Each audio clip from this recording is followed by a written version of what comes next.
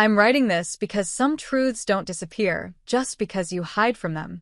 I've hidden from mine for years, pretending the choices I made weren't as damaging as they were. Pretending that leaving my husband and my son was a moment of weakness instead of something deliberate. Pretending that the emotional connection I formed with another man wasn't actually an affair, just because it never became physical. Pretending that I left for logical reasons, not because I was scared, tired, and selfish. But the truth doesn't soften just because time passes. It waits. It grows heavier. And, eventually, it demands to be acknowledged. When I first met Chris, I thought he was the most hopeful man I'd ever known. He had this steady fire in his eyes, this unshakable belief that he could change our lives with his bare hands. He wasn't unrealistic, not exactly, but he saw life through this lens of possibility that I didn't have. I fell in love with that. With him. With the idea that maybe we'd rise together and beat every statistic stacked against us. Things were never easy financially, but in the beginning, we had enough.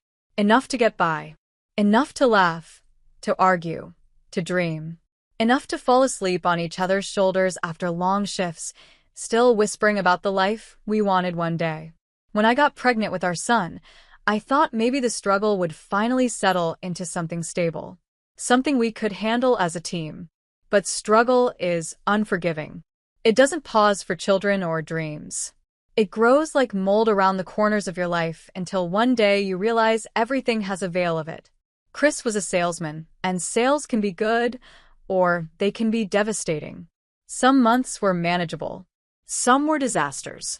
And then one day, he came home with those bone density scanners. Big, clunky, expensive machines that took up half our living room. He was glowing with optimism, explaining that these machines were going to change everything, that doctors would buy them, that he would finally have a real business, that our lives were about to turn around. I tried to match his enthusiasm. I tried to see what he saw. But inside, I felt the sharp stab of anxiety. Our rent was already behind. Our utilities were overdue. We barely had groceries stocked. And here he was putting our savings, our last little bit of breathing room, into machines that sat there like silent statues mocking me every time I walked past them. Still, I loved him. I tried to trust him. I tried to believe that his plan had more substance than fear.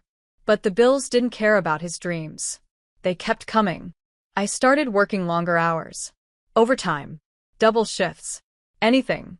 I was exhausted constantly, but exhaustion felt safer than fear. Fear that we wouldn't make next month's rent. Fear that the electricity would be shut off. Fear that one emergency would destroy us completely. Meanwhile, Chris kept trying. I won't pretend he didn't.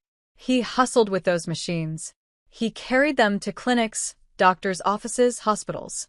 He went door to door. He made calls. He tried everything. But trying doesn't guarantee income. Not when the world feels hell-bent on breaking you down. And in the middle of all this, something subtle but dangerous happened to me. I started feeling invisible in my own home. When Chris talked, it was always about the next sale, the next doctor visit, the next possibility.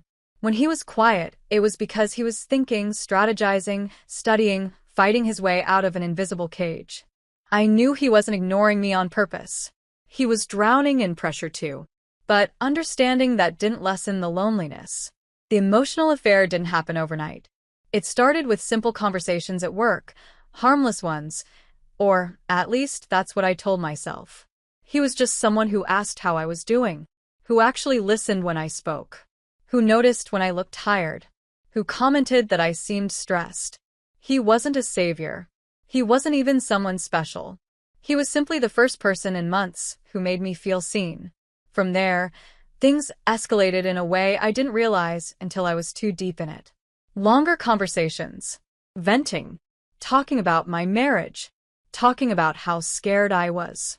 He told me I deserved stability, that I was strong for carrying so much weight, that I shouldn't have to feel alone in my own house. That hit me harder than I want to admit. I need to say this clearly, I never cheated physically. I didn't cross that line. But the emotional boundaries? I shattered those. I shared parts of myself I should have only shared with my husband. I let someone else hold the emotional space Chris should have held. And Even if Chris never knew it happened, I did. And I knew it was wrong. Still, like most people caught in something they can't fully define, I justified it. I'm not doing anything, I told myself. I just need someone to talk to. This isn't cheating. I'm just lonely. But there's no lonelier feeling in the world than lying to yourself. Things hit a breaking point the day Chris told me he wanted to apply for an unpaid internship at a brokerage firm. Unpaid. While we were already drowning. While I was working myself into exhaustion. While those scanners still sat unsold in the living room like reminders of every misstep we'd taken. I felt something inside me crack. I snapped in a way that wasn't fair, but also wasn't completely unjustified. I yelled. He yelled. I cried. He tried to reassure me. I told him I was sick of reassuring him. I told him I was tired of carrying everything. He told me I didn't believe in him anymore. And the worst part? He was right. I didn't. I was terrified, tired, angry, lost. And the emotional support I'd been receiving from someone else blurred my perspective even further. Suddenly, Chris's dreams felt like personal attacks. His optimism felt like irresponsibility. His determination felt like ignorance. For the first time, I looked at him and wondered if loving someone was enough. The final straw was the night we got served another eviction warning. Chris had missed an appointment with a doctor who was ready to buy a scanner. I came home from a long shift and found him exhausted on the couch with our son asleep on his chest. The TV was on mute. The room was dim. He looked so tired, so broken down, and instead of compassion, I felt rage. We fought again. Loudly. Painfully. Saying things that stick to your ribs long after the moment ends. And then something inside me just quit. It wasn't a dramatic moment. It wasn't cinematic. It was quiet. Cold. Final. I stood there looking at him. This man who loved me, who was trying so hard, and all I felt was suffocation. I packed my bags that night. I told myself it was temporary, that I just needed space, that I'd come back when things calmed down, that leaving wasn't the same thing as abandoning. But deep down, I knew I wasn't coming back. When I closed the door behind me, an unfamiliar silence fell over me. Not peace. Not freedom. Just emptiness. I walked away because I was weak enough to choose the path that felt easier, even if it hurt the people I loved most. Chris didn't chase me. He stood in the doorway holding our son, looking at me like I had just torn something out of him. He asked me not to go. He asked me to stay until he figured things out. He asked me to give him time. But I didn't have any time left. I left them both standing there. And as soon as I reached the end of the street, I collapsed into tears so violent they shook my entire body. Not because I didn't love them, but because I did. And I was still leaving. I spent that night at a coworker's place. The emotional affair guy helped me find a room to rent in the following days, but strangely, once I left my home, whatever connection we had fizzled instantly. Maybe it was guilt. Maybe it was realization.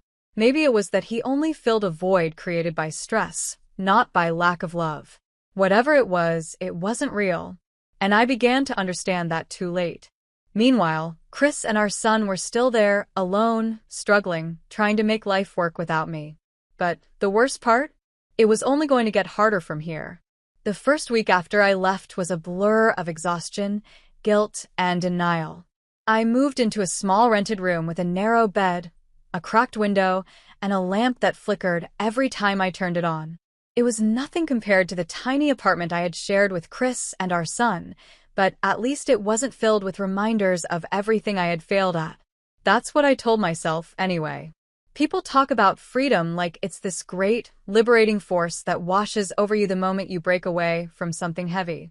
But real freedom, when it comes from running away instead of running toward something, feels like grief dressed in disguise. It doesn't soothe you. It doesn't empower you. It just exposes you. The silence in that room was the worst part. I wasn't used to silence. I was used to Chris's late-night pacing, our son's giggles echoing down the hallway, the sound of dishes clinking when Chris washed them because he wanted to let me rest, even when he was exhausted too. I was used to arguments, to hope, to frustration, to noise. Now, there was nothing. Just me. Just the consequences of my choices humming in the air. I avoided calling Chris. I avoided reaching out. I didn't know what I would even say if I did. How's our son? Are you still drowning without me? Do you still believe in that dream I walked away from? Instead, I told myself he was better without the weight of my resentment. That without me snapping at him every night, he might focus better, breathe easier. But that wasn't the truth. That was just another excuse to avoid facing what I had done. The emotional affair contact fizzled almost immediately. He texted me a few times asking how I was settling in, but I couldn't bring myself to answer. The warmth I once felt when talking to him felt tainted now, distorted, shameful. I realized that the intensity of what I'd felt for him was born out of exhaustion and loneliness, not genuine connection. He was never meant to be a replacement for Chris. He was the distraction I allowed myself to lean on when everything else felt like it was collapsing. And I think he knew that too, because after a few unanswered messages, he stopped trying. And just like that, the person I had emotionally leaned on had evaporated from my life. I was completely, utterly alone. A few days later, a mutual acquaintance from my old job called me. She complained about the mess at the workplace, about new policies, and then casually mentioned, "Hey, I saw Chris the other day. He looked tired. Really tired. Like he hadn't slept for days." She laughed a little, not knowing how the words stabbed into me. I hung up quickly. That night, guilt crawled all over my skin like something alive. I pictured Chris sitting on the edge of our old apartment couch, head in his hands, our son tugging at his sleeve asking for dinner or milk or help with something. And Chris, exhausted, stressed, but trying, forcing a smile and saying, "Daddy's here, buddy. Daddy's got you." I broke down crying.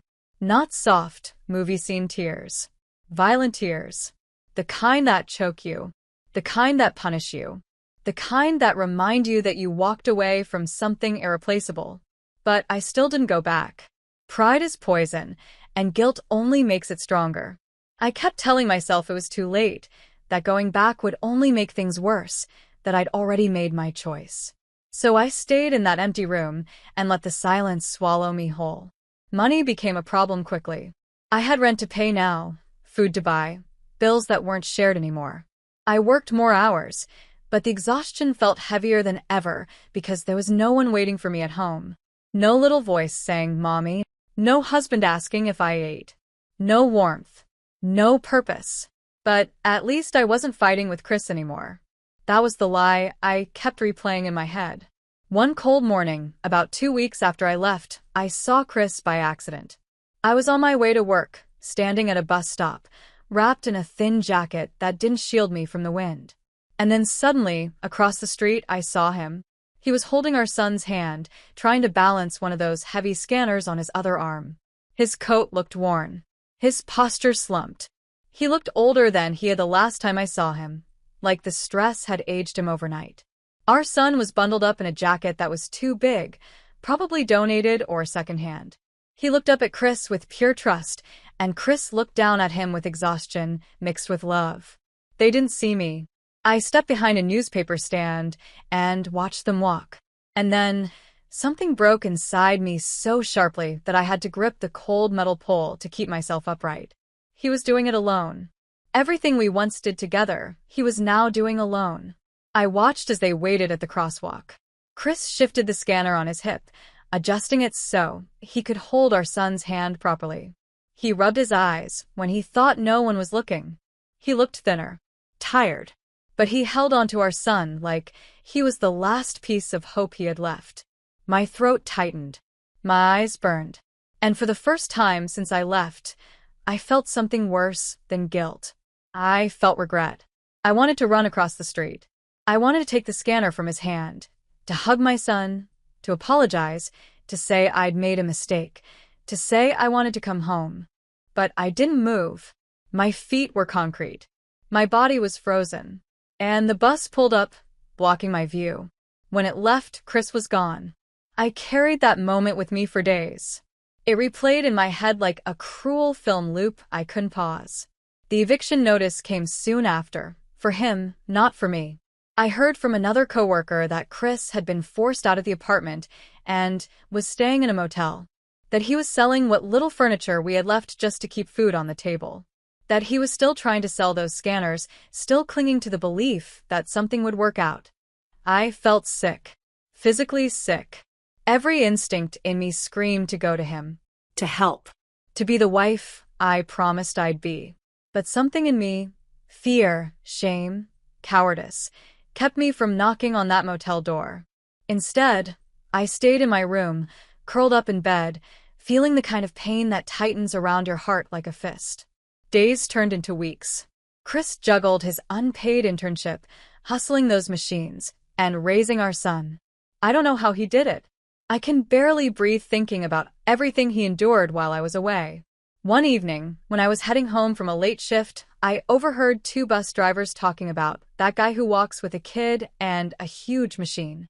They were laughing, saying he always looked like he was in a rush, like he was late for everything, like life was running faster than he could keep up.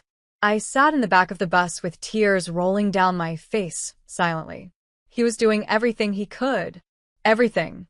And I had abandoned him at the exact moment he needed a partner. A turning point came when I learned from someone that Chris and our son were sleeping in public bathrooms some nights. That the shelters were full. That he would sit on the floor hugging our child through the night, whispering stories or humming softly, so he wouldn't feel scared. I felt something in me die knowing that. What kind of mother walks away from that? What kind of wife lets her family suffer like that? I hated myself so much during those days that even the mirror felt like an enemy. I avoided looking at my reflection because I didn't recognize the woman staring back. But still, I didn't go back. I wish I could explain why. I wish I could say it was because Chris didn't want me anymore, or because he told me to stay away. But none of that was true. The real reason is uglier. I was afraid he wouldn't forgive me. I was afraid he'd look at me with resentment instead of love. I was afraid of taking responsibility. Afraid of returning to the struggle. Afraid to face the version of myself I had become.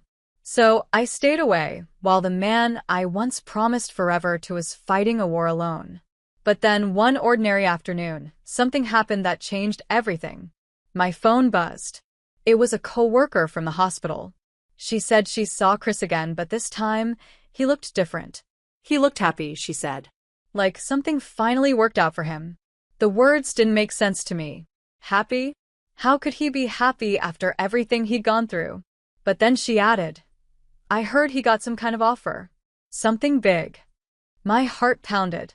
My breaths grew shallow. Chris? An offer? After months of seeing him struggle, cry, break, and still get up the next day? Could it be real? That night, I didn't sleep. I stared at the ceiling until sunrise, replaying every moment of our life together, every fight, every dream, every mistake. I felt hope and fear tangled together in my stomach. Had he actually made it? And if he did, what would it mean for us? For me? For the life I left behind? I found out the truth a week later. It happened in the most ordinary way imaginable, through whispers from people who didn't even realize they were delivering the most important news of my life. I was stocking supplies at work when two nurses walked in, chatting casually. One of them said, Did you hear about that guy who used to come around trying to sell those medical scanners? The tall one with the little boy. My heart stopped. My hands froze around the clipboard. The other nurse laughed. Yeah, him. He looked like a walking storm cloud for months. Poor guy always looked like he hadn't slept in a year. I held my breath, waiting. Well, she continued, I heard he finally got hired at one of those big brokerage firms downtown. Like, actually hired. Paid.